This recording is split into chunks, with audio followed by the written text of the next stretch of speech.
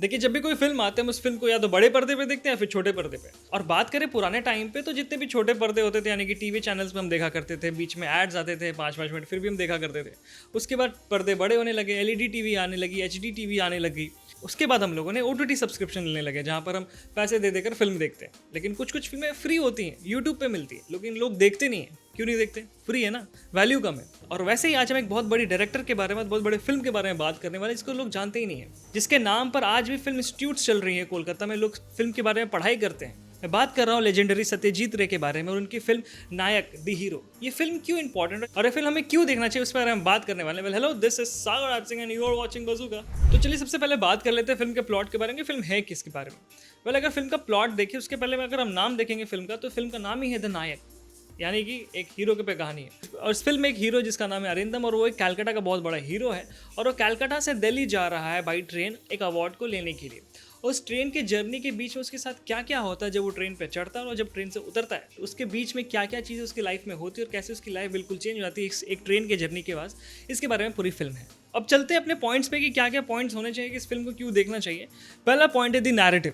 देखिए, एक टाइम पे जब भी फिल्में आती है, आज भी जैसे भी बहुत सारी जितनी भी फिल्में होती हैं, उसका कुछ नैरेटिव ऐसा ही होता है कि जो मेन हीरो होता है, जो मेल एक्टर होता है, उस पर पूरी कहानी होती है। उसके पीछे जो भी फीमेल एक्ट्रेस होती है, जो कि लीड जिसे कहते हैं, उसे बस इतना ही रोल होता है कि उस मेन एक्टर को थोड़ा पुश करे, उसे उसे रिकग्निशन मिल जाए, वो फेमस हो जाए, वो खुश हो जाए। इसी पे कुछ कहीं ना कहीं कहानी होती है। लेकिन सत्यजीत रे का पर्सपेक्टिव ऐसा बिल्कुल नहीं रहता था। जैसे इस फिल्म नायक में भी अगर हम देखें, तो फिल्म का जो टाइटल है वो द नायक है। इसके पीछे जो भी कहानी है, वो पूरी कहानी डिपेंड करती है एक यंग जर्नलिस्ट जिसका नाम अदिति है, जिसे शर्मिला टैगोर ने प्ले किया था। उसके कारण ही फिल्म में आगे बढ़ती हैं चीज़ें, और कहीं ना कहीं वही एक फिल्म की कैटलिस्ट है, जिसके कारण जो भी चीज़ हमारे सामने निकल कर आती है उनके वजह से ही आती है। तो ये नैरेटिव बहुत खूबसूरत वजह से हमारे सामने प्रेजेंट किया जाता है। Point number 2, how the characters portrait. Well देखिए, इस फिल्म में जितने भी कैरेक्टर्स हमारे सामने आते हैं, सबके अपने अपने एक डेप्थ है, सबके अपने अपने एक लेयर्स है जो कि निकल कर आते हैं पूरे फिल्म में।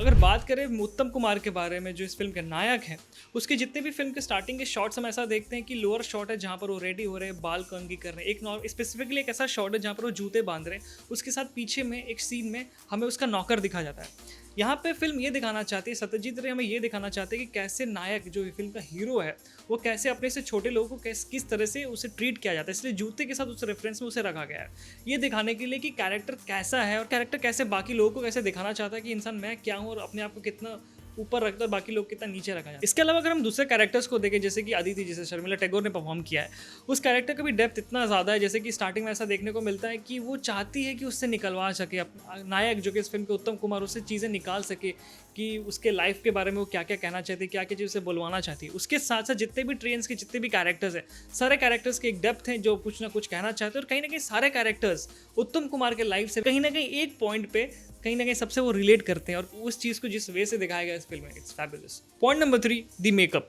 देखिए, इस फिल्म में जो मेकअप की बात कर रहा हूँ, तो सिर्फ स्पेशली मैं उत्तम कुमार के बारे में बात कर रहा हूँ, क्योंकि उनके जब कैरेक्टर जो देखते हैं, उनका जैसा कैरेक्टर बना के हमारे सामने प्रस्तुत किया जा रहा है, उनके कैरेक्टर में बिल्कुल कोई लेयर नहीं रखा गया, बिल्कुल फिल्टरलेस है। उनके स्किन के जितने भी दाग धब्बे वो देखने को मिलते हैं। उसके साथ साथ मेकअप नहीं रखने का कारण ये भी है क्योंकि वो जैसा कैरेक्टर हमारे सामने लेकर आ रहे हैं, वो फिल्म ऐसे ऐसे बड़े बड़े फिल्में की हैं उन्होंने कि उस सारे फिल्म के कैरेक्टर्स को उन्होंने इस लेवल से अपने अंदर डाल लिया है कि अपने सामने 4 दीवार रख चुके हैं, उसी कैरेक्टर के थ्रू हमारे सामने घूमते हुए अपने जो वो खुद है वो कभी दिखा नहीं पाते। तो इसलिए इस कैरेक्टर को ऐसा बिल्कुल रखा गया, बिल्कुल फिल्टरलेस, विदाउट एनी मेकअप, ताकि ये दोनों कॉन्ट्राडिक्टिव और देखने में काफ़ी इंटरेस्टिंग लगे। तो ये था सत्यजीत रे का, जो जिस वे से वो हमें दिखाते थे फिल्म, भाई मज़ा आ जाता था। और ये 1966 की फिल्म है, उस टाइम में इतना क्रिएटिविटी, आप सोचिए। और फोर्थ पॉइंट है द ड्रीम सीक्वेंसेस। देखिए, इस फिल्म में कुछ बीच में इतने अच्छे वैसे ड्रीम सीक्वेंसेस या फिर फ्लैशबैक आप कह सकते हो, उसको डाला गया है, क्योंकि जिसमें हम जैसे को देखने को मिलता है कि जब उसके जो मास्टर थे, जो उसके थिएटर आर्टिस्ट थे, उन्होंने उनको कहा था कि ये फिल्मों के लाइन में मत जाना, क्योंकि डायरेक्टर और एडिटर के बीच में तुम एक कठपुतली की तरह रहोगे, जहाँ पे थिएटर में लोग खुलकर एक्टिंग करते हैं। उस पर उसे पैसों की लालच थे। और हम ऐसा देखते हैं ड्रीम सीक्वेंस में कि पहाड़ों का पैसा बना हुआ है, जहाँ पर वो बस पैसे के लूट में है, बहुत खुश है, और कहीं ना कहीं गड्ढे में गिर जाता है। और जब उसके मास्टर जी उसे दिखते हैं, यानी जिन्होंने उनको ट्रेन किया था, उनको हाथ देना चाहते कि भाई मुझे बचा लो, वो नहीं बचाने आते क्योंकि वो खुद दलदल में फंस चुका है। ऐसे बहुत सारे खूबसूरत ड्रीम सीक्वेंस भी इसमें ऐड किए गए हैं, जो कि हमें एक मेटाफर भी दिखाता है कि लोग कैसे लालच के थ्रू क्या क्या चीज़ें करते हैं और कैसे उसमें फंस जाते हैं। और आखिरी पॉइंट है the small stories in the film. देखिए, इस फ़िल्म में जितने भी कैरेक्टर हैं, सबकी अपनी-अपनी कहानी चल रही है उस ट्रेन में, जहाँ पे ट्रेन में सब कोई कहीं न कहीं उतरना चाहते हैं, एक लाइफ़ के जर्नी के थ्रू उसे मेटाफर में यूज़ किया गया है। अरिंदम जो है कि इंटरव्यू दे रहा है अदिति के सामने, उसके साथ-साथ हमें बहुत सारे कैरेक्टर्स भी देखने को मिलते हैं। एक बुड्ढा जिसे फ़िल्म देखना पसंद नहीं है, एक कपल जो अपने वाइफ़ के थ्रू सक्सेस पाना चाहता है, कुछ बच्चे जो समर वेकेशन में घूमने के लिए आए और सारे जितने भी उनकी स्टोरीज़ हैं, अगर आप ध्यान से देखेंगे सारे स्टोरीज़ कहीं न कहीं अरिंदम की ही हैं, जो कि इस फ़िल्म का नायक है। उसके शॉर्ट्स और स्टोरीज़ को एक अलग वे से हमारे सामने प्रेज़ेंट किया गया है कि कैसे अरिंदम की जितने भी शॉर्ट स्टोरीज़ है, वो पूरा अरिंदम का खुद खुद का पूरा कहानी है। इस वजह से हमें देखने को मिलता है और कहीं न कहीं जब फ़िल्म खत्म होने वाली होती है, तो हमें ऐसा देखने को मिलता है कि अरिंदम जब वहाँ पे जब वो ट्रेन पे चढ़ा था, तो वो कितना लोगों को छोटा समझता था और जब वो दिल्ली उतरता है, तो हम ऐसा देखते हैं कि लोगों से वेलकमिंग होता है, काफ़ी लोग उसे पसंद भी करते तो हैं, बट वो भी उसे फ़िल्म में उस ट्रेन के जर्नी में उसने लाइफ़ में बहुत कुछ सह लिया था, बहुत कुछ देख लिया था, जिसके कारण वो लोगों को एक्सेप्ट करने लगता है। सो ये था हमारी तरफ से ये डिकोडिंग कह लीजिए, फिर रिकमेंडेशन कह लीजिए, आप ये कह लीजिए कि हम क्यों हमें सत्यजीत रे की फ़िल्म देखना चाहिए।